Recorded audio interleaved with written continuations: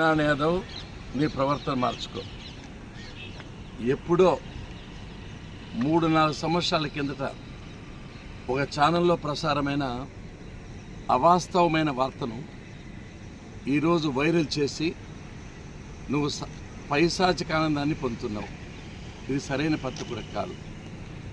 ఈ వైరల్ అయిన వీడియో గురించి కొంత నిజాలు ప్రజలకు తెలియజెప్పవలసిన బాధ్యత, జవాబుదారితనం నా మీద ఉంది. అప్పట్లో నల్లమాడ మండలానికి సంబంధించి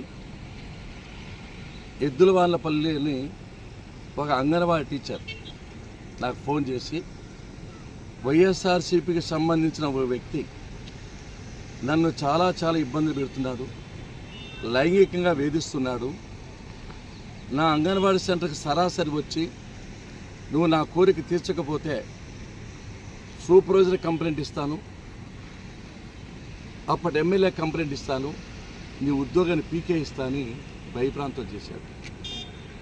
ఆ అమ్మాయి నాతో మాట్లాడుతూ, సార్ నాకు సావే చరణ్యము, ఈ విధంగా నన్ను ఇబ్బంది పెడుతున్నాడు, నన్ను కాపాడండి అని అమ్మాయి ప్రాధాన్యపడింది.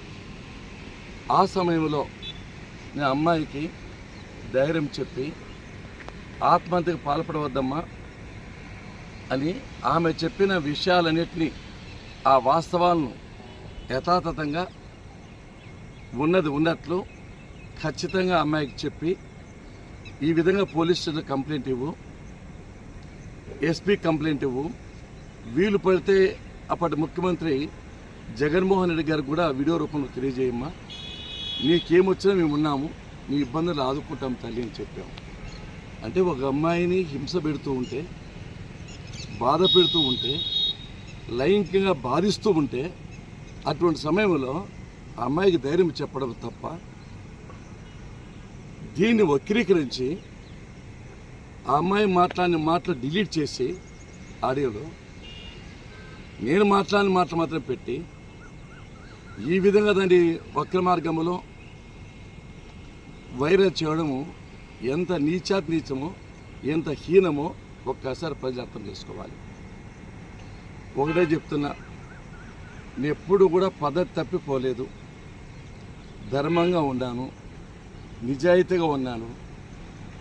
నా కార్యకర్తలు నన్ను నమ్ముకున్న వాళ్ళ కష్టాల్లో, నష్టాలు, ఇబ్బందులు, సమస్యలు ఉన్నప్పుడు నేను దాన్ని స్పందించవలసిన అవసరం ఎంతైనా ఉంది కాబట్టి స్పందించాను తప్ప వేరే విధంగా లేదు. నా ప్రతిష్టకు భంగం కలిగే విధంగా దీన్ని వైరల్ చేసే వాళ్ళందరి మీద కూడా సివిల్ క్రిమినల్ చర్య తప్పకుండా తీసుకుంటాను. ఇది ప్రజలకు అర్థం చేసుకోవాలని చెప్పి నేను మనవి చేస్తున్నాను.